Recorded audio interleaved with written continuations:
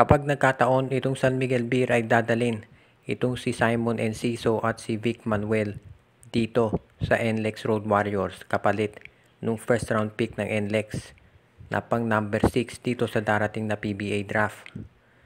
Ang problema kasi nitong NLEX Road Warriors, hahanap sila ngayon ng point guard na kinakailangan dahil alam nila na itong si Robert Bolick hindi magtatagal dyan. Lahat ng tao alam yan.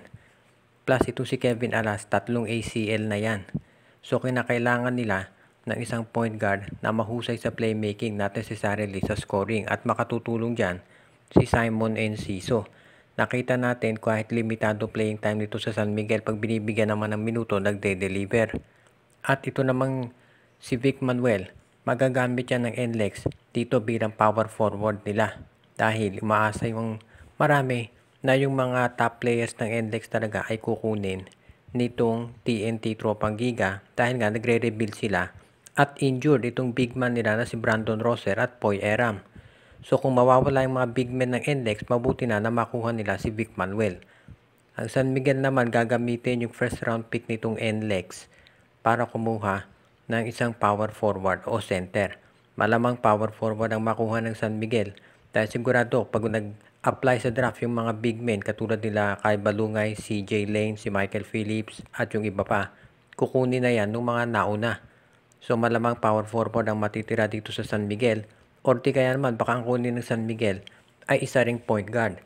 Just in case kung makuha ng SMB sa free agency si Troy Rosario, malamang gagamitin niya yung first round pick ng NLEX para kumuha ng isang point guard na papalit dito kay Simon Enciso o di kaya dito kay Chris Ross na posibleng matrade naman dito sa Terra Firma.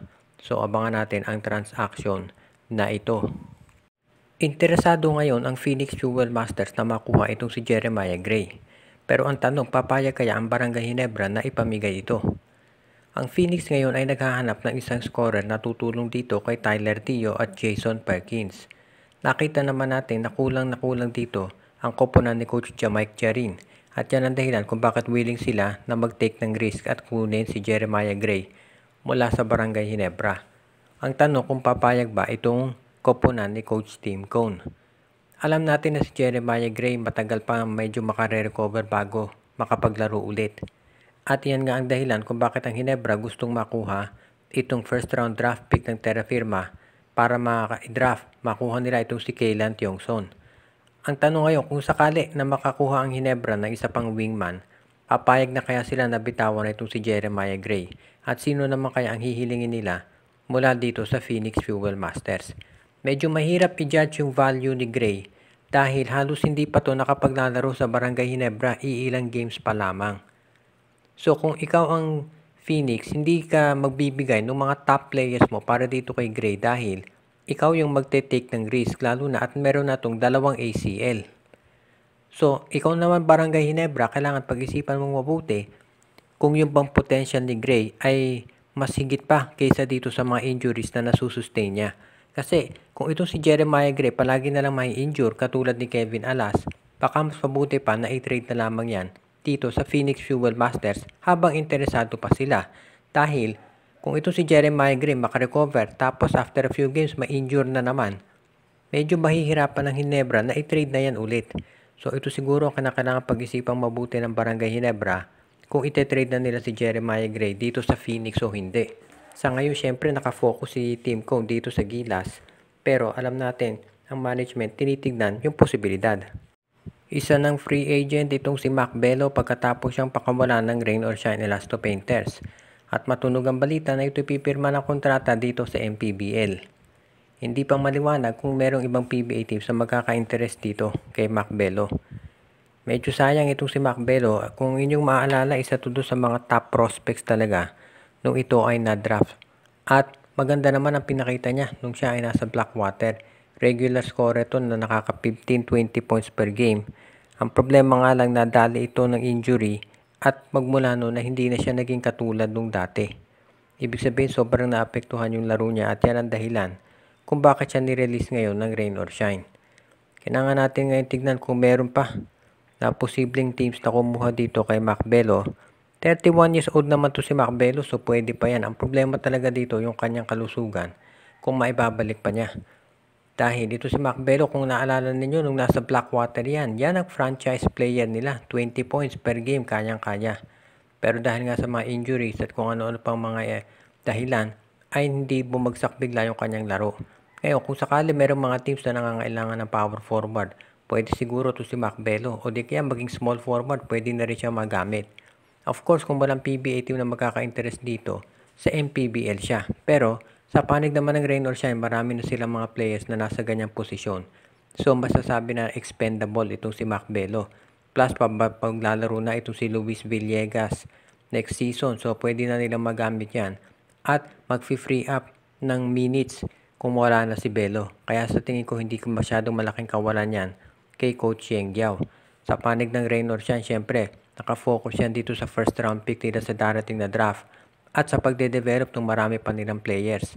Kaya sa ngayon, itong ROS mukhang maganda ang hinaharap pagdating dito sa darating na season.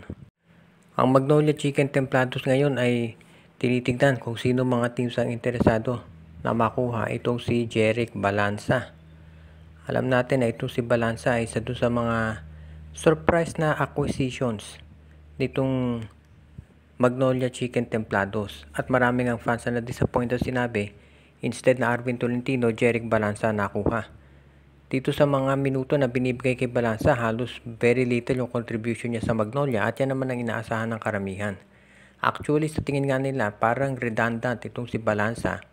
Dahil yung position niya, yan din ang nilalaro ni Jeric Ahanmisi, itong si Rom De La Rosa, Calvin Abueva, Jackson Corpus, of course si Gio Halalon, minsan nag-small forward din, depende sa rotation ni Coach Vic Tulero. Ibig sabihin, sobrang daming players ng position ni Balanza kaya hindi siya nabibigyan ng minuto. Kaya marami nga nagtataka bakit siya kinuha ng Magnolia. Well, kaya yung kinuha ng Magnolia noon dahil injury prone sila. Pero nung naging healthy na Magnolia, syempre hindi na masyadong nagamit si Balanza. Kaya ngayon marami umaasa na ito si Jeric ay ite-trade na ng Magnolia. Ang tanong na lamang ay kung saang team ito mapupunta.